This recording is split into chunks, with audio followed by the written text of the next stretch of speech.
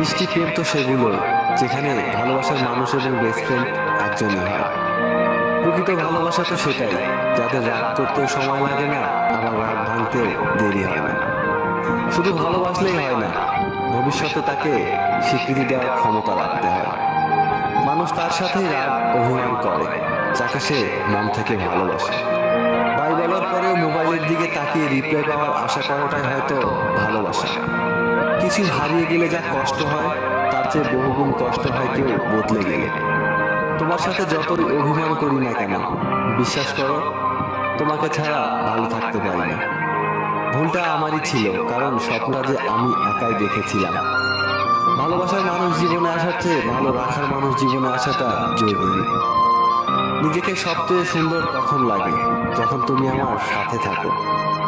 সম্পর্কের জন্য অর্থ নয়, বিশ্বাসের প্রয়োজন। ভালোবাসার জন্য